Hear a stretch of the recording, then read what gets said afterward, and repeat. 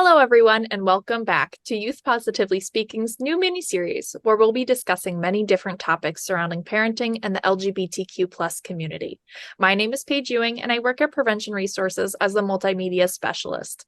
Prevention Resources is a nonprofit located in New Jersey that is dedicated to promoting health and wellness of individuals, families, and community through education, collaboration, advocacy, and treatment.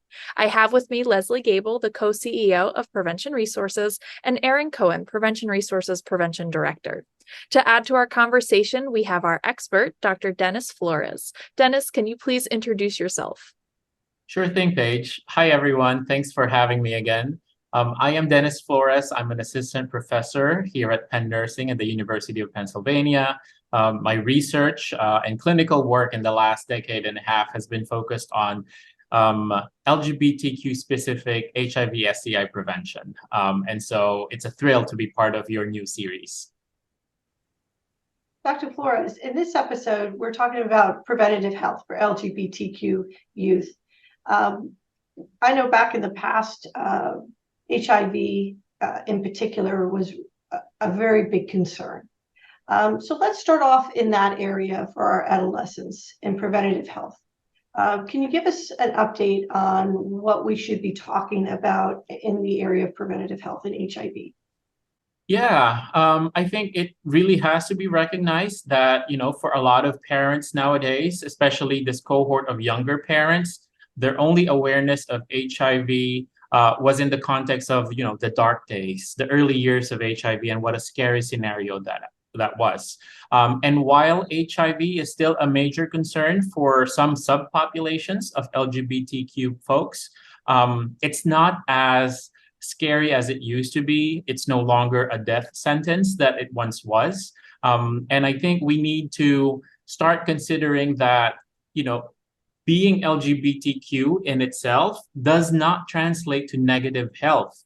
It just so happens to be that the social determinants of health surrounding these LGBTQ adolescents are arranged in such a way that does not provide the best resources for them. Thus, for some groups, there is higher negative mental health or higher negative sexual health.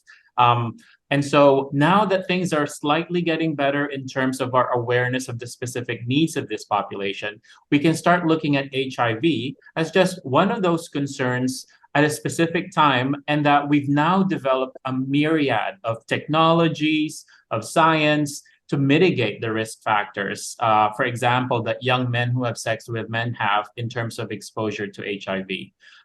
Things have evolved in the last 40-something years of this local pandemic that we initially had. And so we've got lots of medications that are available. Everybody, regardless of how they identify in terms of sexual orientation and gender identity, for example, they can take a daily medication, a tablet called PrEP, pre-exposure prophylaxis, to ward off any potential infection if they should be exposed to HIV during sex. We also have PEP, which is post-exposure prophylaxis. If you found yourself engaging in sexual behavior or any kind of potential exposure with the virus, you can take this medication 24 hours or a couple of days after that exposure to also minimize or eliminate your risk for contracting HIV or developing into HIV infection. So these are just two tangible developments in the last decade or so that has allowed for us to start not equating HIV just with men who have sex with men or with other subpopulations. I'm so glad that you brought that up, because I think that's the biggest concern for parents. And a lot of parents probably still don't know about that. If they're if they're a married couple, they may not even realize that PrEP and PEP are out there. So I think that's a fantastic resource to know that that's out there for our youth. Oh, you're totally right. And unfortunately, even though PrEP, for example, has been available for the last decade, we in public health have not done a really good job in reaching out to other sub-communities that this might not initially have been, investigated for. And so now we're really trying to get to where parents are, because they are the ones who are the gatekeepers of their young person's health. who has the insurance card or who maintains that health insurance? It's the parents. And so if I can only get the parents to talk to their LGBTQ youth and say, you know, this insurance card, I want you to use this. If you ever find a need for it, feel free to contact our doctor or use it to get some medications from the pharmacy. Know that it will be covered and that I'm proud of you for taking care of yourself. And those are the normalizing conversations around sexual health that we'd like to encourage parents to develop and be more, skilled at. So in the same line with the conversations is talking about the medications, but also talking about protection. We still want them to use protection and things like that. So what are some other health issues that parents need to be aware of with their kids? Oh yeah, most definitely. For one, I think you also touched upon, this previous mindset that parents had. And I think, for example, when we're talking about HPV vaccines, it also applies to males, to adolescent males, or even young adult males in their 20s. So, HPV, unfortunately, is also a concern because penile and anal cancer in men, as well as cancer in the throat and the tongue and the tonsils. The vaccine can protect against that, along with precancerous lesions in genital warts. And so, if we have adolescent boys under the age of 15 able to start and complete the 2-dose vaccine series, that would go a long way in protecting and ensuring the health of adolescent males who will be having sex with other males. And then we also have the Mpox vaccine. Last year, we had an outbreak of Mpox. And since then, we've developed some vaccines that are actually available for free. But this is something that I don't know that the general population has much awareness about. So I want to plant that seed for parents who want to make sure that, their young person who happens to have sex beyond an opposite sex partner, there is a 2-dose vaccine for Mpox as well that will be helpful in keeping them safe and minimizing their risk for cancer in the future. And then lastly, there's this new emergent thing called DoxyPep, which is a preventive post-exposure preventive treatment for syphilis, chlamydia, and gonorrhea. And there's a lot of information that's being developed out there for this now. But it's essentially within 3 days of exposure or condomless sexual encounter, 2 tablets of doxycycline is what is advised. And then doing it one more time, 1 dose the next day. Guidelines are being developed for DoxyPep, so be on the lookout for that. But these are just some recent examples that I think parents should have in mind beyond the concern for HIV. HIV is still there, but we want them to know that there are many ways that they can partner with their young person so that they stay healthy. Dr. Flores, can I take you back? You were saying Mpox. What is that? Can you tell us a little bit what that is, please? Yeah, so Mpox, it used to be called monkeypox, but we didn't want to be stigmatizing, a specific population. So the scientific community has started to call it Mpox. And this is an issue where sores develop in the genital areas, in the mouth, in specific areas of the body that has been exposed to the pox. And so it can be very painful. It can result in lesions and may vary in when the symptomology will appear within a few days to a couple of weeks. And it's been observed, it's been passed on through skin-to-skin contact, and the rates are higher among gay, bisexual, and same-gender loving men, or those who engage in sex work. So there's a couple of other specific characteristics of the populations most at risk for it. But as I said, there's a vaccine that's been developed since the outbreak last year, and we're very glad that there are different avenues for accessing that vaccine, most commonly through your local health department, or at least you could be referred to a facility, hopefully nearby. Can I ask, and I know we went right into this, and I know we briefly touched on this. but protective health. And this goes for really, for all of our adolescents. Can you touch on that, please, as far as protective sex? Because I think we touched on that really quickly, but I think it's very important in all conversations for all adolescents. And I think it's very important. We always always important to bring it up, always make sure that we say it.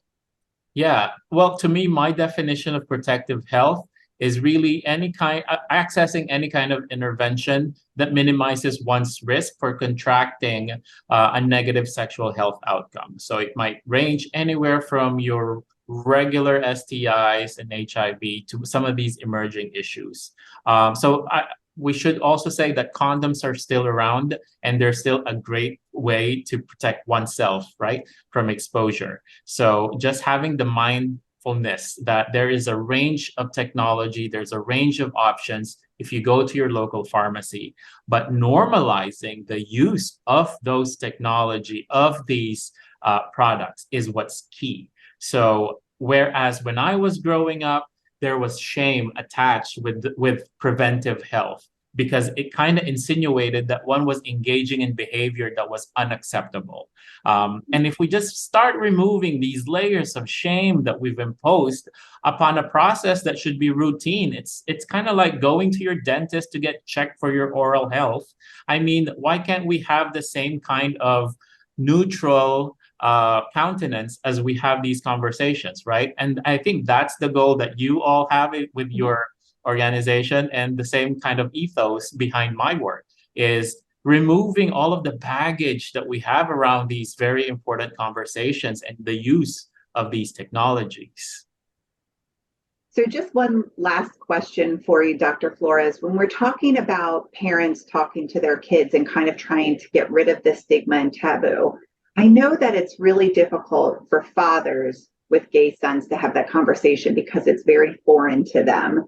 What can a father who obviously is heterosexual, what can they say to their sons who are gay to have these conversations about protecting themselves?